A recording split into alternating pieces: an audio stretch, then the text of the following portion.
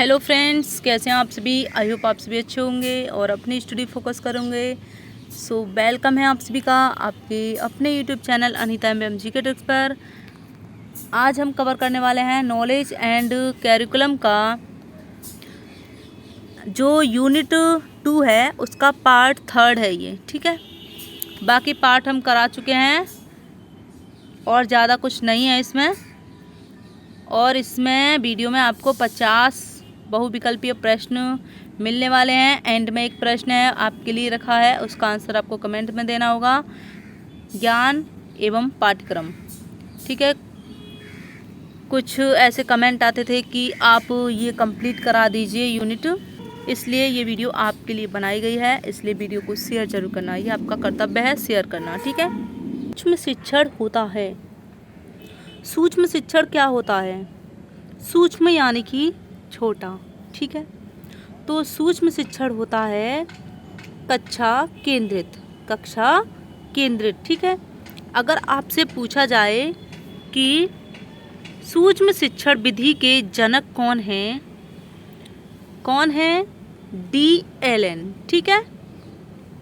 D Elon हैं सूक्ष्म शिक्षण विधि के जनक, जो कि संयुक्त राज्य अमेरिका का स्टैनफोर्ड विश्वविद्यालय में कार्य करते थे। 1966 में सूक्ष्म शिक्षण की इस प्रकार व्याख्या की, यहाँ पर देख सकते हैं। सूक्ष्म शिक्षण एक विश्लेषित शिक्षण है जिसमें शिक्षण की प्रक्रिया लघु रूप में होती है, ठीक है। यानी कि लघु रूप में कम विद्यार्थियों वाली कक्षा के सामने अल्प समय में संपन्न की जाती है। कुछ याद नहीं रखना है, सिर्फ याद रखना है सूक्ष्म शिक्षण विधि के जनक हैं डी एलन, ठीक है।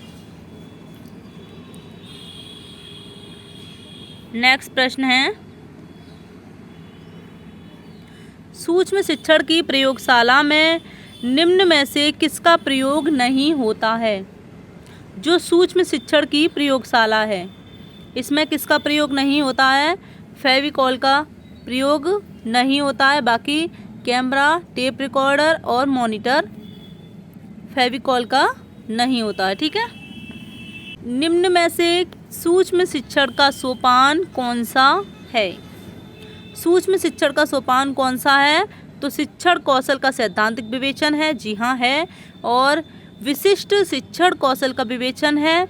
आदेश पाठ का प्रस्तुतिकरण है। उपयुक्त सभी इसका राइट आंसर है। और ज़्यादातर आपको कहीं भी दिखे उपयुक्त सभी टिक कर दीजिए। कुछ प्रश्न ऐसे होते हैं जो आपको लगेगा कि हाँ नहीं है इसका, तो आप उसको अपने जो आपने पढ़ा है उस हिसाब से देखिएगा। और प्रयोग विधि से छात्र करके सीखते हैं और छात्र देखकर सीखते हैं, छात्र अनुभव करके सीखते हैं, बिल्कुल सीखते हैं। उपयुक्त सभी इसका करेक्ट आंसर है। नेक्स्ट प्रश्न है, जो छात्र पढ़ने में कुछ कमज़ोर हों उनके प्रति आप क्या दृष्टिकोण रखेंगे? जो छात्र पढ़ने में कुछ कमज़ोर हों, ठीक है। यानी कि आपकी क्लास में अगर कोई भी छात्र पढ़ने में कमज़ोर है, चाहे वो आपका फ्रेंड ही क्यों ना हो, तो आप उनके प्रति क्या दृष्टिकोण रखेंगे? तो उपेक्षापूर्ण या कठोर या दया का या सहानुभूति का, ठीक है। तो देखिए, दया तो आप दिखाएंगे नहीं और ना ही आप कठोर होंगे, ना ही उपेक्षापूर्ण होंगे। आप दिखाएंगे सहानुभूति का दृष्टिकोण आपका होगा, ठीक है। नेक्स्ट प्रश्न है, बाल्यावस्था की प्रमुख मनोवैज्ञानिक विशेषता क्या है? जो बाल्यावस्था की राइट आंसर है सामूहिकता की भावना होती है। बाल्यावस्था में सामूहिकता की भावना पाई जाती है। एंड अगला प्रश्न है, बाल्यावस्था में शिक्षा का स्वरूप क्या होना चाहिए? क्या होना चाहिए? खेल कूद की छूट बिल्कुल नहीं देनी चाहिए, तो देखिए बिल्कुल भी नहीं है ऐसा।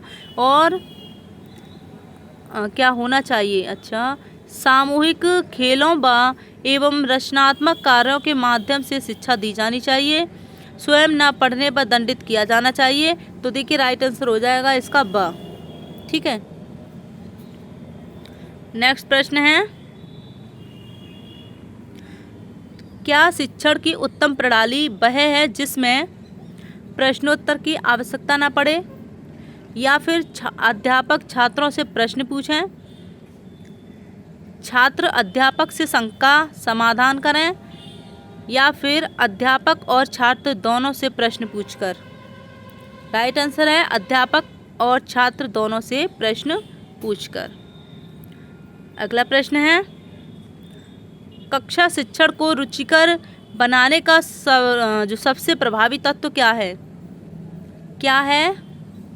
101वां प्रश्न का राइट आंसर शिक्षण विधि है। ठीक है, कक्षा शिक्षण को रुचिकर बनाने का सबसे प्रभावी तत्व शिक्षण विधि ही है। अगला प्रश्न है, खेल संबंधी सिद्धांत हैं। कितने सिद्धांत हैं जो कि खेल संबंधी है? 5 सिद्धांत हैं। खेल संबंधी सिद्धांत हैं 5। ठीक है, ये परिभाषा है जो कि आपको याद रखनी होगी। जो व्यक्ति सहानुभूति के गुण से वंचित है, जो व्यक्ति सहानुभूति के गुण से वंचित है, अब आपको याद रखना होगा गुण से वंचित है, ड्यूबी गुण से वंचित है। कौन वंचित है? गुड़। यहाँ पर डा आ रहा है ना, तो आपको याद रखना होगा, ये याद रखना होगा गुड़ से वंचित है। कौन वंचित है भाई? गुड़ से ड्यूबी। ठीक है, उसे शिक्षक नहीं बनना चाहिए, तो ड्यूबी राइट आंसर है। नेक्स्ट प्रश्न है, निम्न में से कौन सा कारक विकास या वृद्धि को प्रभावित करता है? उपयुक्त सभी हैं, भोजन भी है, व्यायाम भी है, ग्रंथियों की क्रियाशीलता भी है। उपयुक्त सभी करेक्ट आंसर है। अगला प्रश्न है, व्यक्तित्व भिन्नता का प्रमुख आधार है। व्यक्तित्व भिन्नता का प्रमुख आधार क्या है? अधिगम भी है, रुचि भी है, लिंग भेद भी है, एंड उपयुक्त सभी करेक्ट आंसर। ठीक है, अगला प्रश्न है कि आप चाहते हैं कि आप छात्रों को जो पढ़ाते हैं उसे भूलें नहीं, इसके लिए आप क्या करेंगे? गृह कार्य देंगे या पुराने ज्ञान को दोहराएंगे, नवीन परिस्थितियों में अर्जित भूमिका का प्रयोग करेंगे? उपयुक्त सभी इसका राइट आंसर है, उपयुक्त सभी। ठीक है, नेक्स्ट प्रश्न है, वंशानुक्रम तथा एक दूसरे के पूरक हैं। वंशानुक्रम तथा, ये प्रश्न इसमें यहाँ कुछ छूटा है। हाँ, वंशानुक्रम तथा पर्यावरण, यहाँ पर ये और होना चाहिए इस तरह से, पर्यावरण एक दूसरे के पूरक हैं। ठीक है, इसके बाद ... ठीक है, फिर ये प्रश्न कंप्लीट होता है। यहाँ पर इसका राइट आंसर पर्यावरण हो जाएगा। एंड नेक्स्ट प्रश्न है, देखिए आपने इसका ये बीएड सेकेंड सेमेस्टर में पूछा गया था। ठीक है, पर्यावरण वह बाहरी वस्तु है जो हमें प्रभावित करती है। पर्यावरण वह बाहरी वस्तु है जो हमें रोक नहीं सकती। इस तरह से आप याद करेंगे क्योंकि ये रॉस का कथन है। पर्यावरण वह बाहरी वस्तु है जो हमें रोक नहीं सकता। इस तरह से याद कर लेना भाई, अपना देख लेना कैसे याद करोगे, बाकी आपको ये याद हो गया होगा। नेक्स्ट प्रश्न है कि किस सन के पश्चात पाठ्यक्रम विकास पर पुनः विचार किए गए? किस सन के पश्चात किए गए हैं? 1965 के पश्चात पाठ्यक्रम विकास पर पुनः विचार किए गए हैं। ठीक है, अगला प्रश्न है, पाठ्यक्रम का निर्माण किस प्रकार की योग्यताओं के अनुसार किया जाता है? किस प्रकार की योग्यताओं के अनुसार किया जाता है? तो आपकी यानी कि रुचियों के अनुसार, आवश्यकताओं के अनुसार, क्षमताओं के अनुसार, उपयुक्त सभी के अनुसार। ठीक है, नेक्स्ट प्रश्न है, बाल केंद्रित पाठ्यक्रम के उदाहरण कौन कौन से हैं? सभी हैं बाल केंद्रित के भाई। देखिए, मॉन्टेसरी पद्धति है, किंडरगार्टन पद्धति है और योजना पद्धति है। ठीक है, अगला प्रश्न है, घर ही शिक्षा का सर्वोत्तम स्थान और बालक का प्रथम विद्यालय है। घर ही शिक्षा का सर्वोत्तम स्थान और बालक का प्रथम विद्यालय है। ये है इसका राइट आंसर है। पेस्टालॉजी, ठीक है, पेस्टालॉजी। घर ही शिक्षा का सर्वोत्तम स्थान है। अब यहाँ पर पूछा गया है क्यूरेरे शब्द का अर्थ पूछा गया है, क्या है? ये है दौड़ का मैदान, जो कि आप पढ़ते हुए आ रहे हैं, पहले से ही पता होगा आपको। नेक्स्ट प्रश्न है कि किसी भाषा नीति में पाठ्यक्रम को स्थान दिया गया है। किसी भाषा नीति में पाठ्यक्रम को स्थान दिया गया है 1986 में, ठीक है। अगला प्रश्न है कोर पाठ्यक्रम के मुख्य विषय कौन कौन से होते हैं?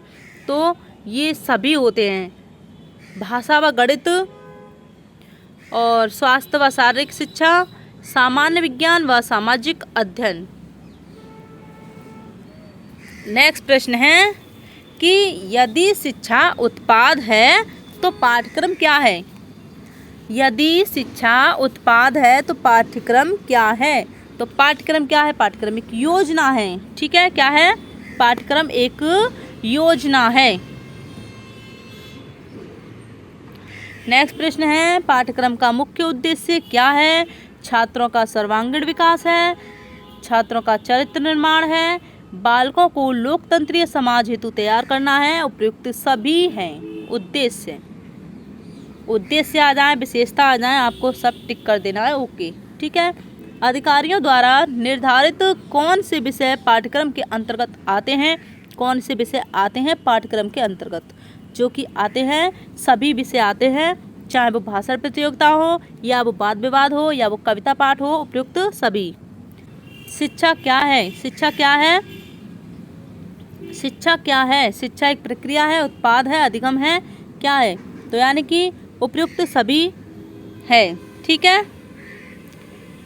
नेक्स्ट प्रश्न है पाठ्यक्रम का क्षेत्र किस प्रकार का होता है? पाठ्यक्रम का क्षेत्र किस प्रकार का होता है? तो ये विस्तृत ही होता है मेरे ख्याल से, हाँ जी, विस्तृत ही होता है, ठीक है।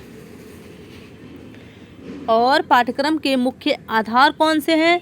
कौन से हैं? अधिगमकर्ता है, संविदा समाज है, राष्ट्र, बाकी सभी हैं, उपयुक्त सभी करेक्ट आंसर। नेक्स्ट प्रश्न है कि पाठ्यक्रम के मुख्य लक्ष्य क्या हैं? मुख्य लक्ष्य क्या है? तो पाठ्यक्रम के उपयुक्त सभी हैं, आप ये सब पढ़ लेना, ठीक है, ये बताने की ज़रूरत नहीं है, बस उपयुक्त सभी इसका करेक्ट आंसर है, बाकी आप लोग देख लेना। नेक्स्ट प्रश्न है पाठ्यक्रम संग्रह है। पाठ्यक्रम संग्रह क्या है? उपयुक्त सभी, यानी कि विद्यालय विषय का और अधिगम अनुभवों का है, अधिगम क्रियाओं का है, उपयुक्त सभी करेक्ट आंसर, ठीक है। नेक्स्ट प्रश्न है बाल आधारित पाठ्यक्रम छात्रों को किस प्रकार का ज्ञान प्रदान करता है? किस प्रकार का ज्ञान प्रदान करता है बाल आधारित जो पाठ्यक्रम होता है? बताइए। जीवन मूल्यों का, ठीक है, जीवन मूल्यों का। नेक्स्ट प्रश्न है क्रिया आधारित पाठ्यक्रम की मुख्य विशेषताएं क्या हैं? तो ये बालकों की रुचियों को महत्व देना, समाज की उपयोगिता के अनुसार होता है, करके सीखने की आदत विकसित होती है, उपयुक्त सभी इस राइट आंसर। अभी आपको जो भी महत्वपूर्ण प्रश्न है, क्योंकि मेरे पास 2018 का पेपर है, 2020 का पेपर है, नॉलेज एंड कैरिकुलम का 2022 का भी पेपर है, ठीक है। मैं आपको सब पेपर जो है वो सॉल्व कराऊंगी, तब आप अच्छे से उन्हें देख लेना। नेक्स्ट हमारा प्रश्न है जॉन डीवी ने बच्चों की रुचियों को पाठ्यक्रम के आधार पर कितने वर्गों में विभक्त किया है? जॉन डीवी की बात हो रही है यहाँ पर, 4 भागों में विभक्त किया है, 4, ठीक है। नेक्स्ट प्रश्न है रॉस के द्वारा पाठ्यक्रम के अंतर्गत कितनी क्रियाओं का उल्लेख किया गया है? रॉस के द्वारा पूछा गया है, राइट आंसर है रॉस 2। रॉस 2, यहाँ पर रॉस 2 शब्द आ रहे ना, रॉस, तो आपको लगा देना है 2, ठीक है। नेक्स्ट प्रश्न है प्रकृतिवादी पाठ्यक्रम में किस विद्वान ने समर्थन दिया? किस विद्वान ने समर्थन दिया है प्रकृतिवादी पाठ्यक्रम? प्रकृतिवादी कौन थे? रूसो थे, ठीक है। इनका एक कथन है, मुझे पुस्तकों से घृणा है, ऐसा ही कुछ है, वो भी याद कर लेना। नेक्स्ट प्रश्न है आदर्शवादी पाठ्यक्रम के मुख्य प्रतिनिधि कौन कौन से हैं? आदर्शवादी पाठ्यक्रम के मुख्य प्रतिनिधि कौन कौन से हैं? कौन कौन से हैं? आदर्शवादी सभी हैं, तीनों के नाम याद रख लेना। आदर्शवादी प्लेटो, सुकरात, हीगल। प्लेटो, सुकरात और हीगल, ठीक है। पाठ्यक्रम के सामाजिक आधार में किन विषयों को स्थान दिया गया है? तो सभी विषयों को स्थान दिया गया है, उपयुक्त सभी करेक्ट आंसर, ठीक है। नेक्स्ट प्रश्न है, पाठ्यक्रम के मनोवैज्ञानिक आधार में किन बातों पर बल दिया जाता है?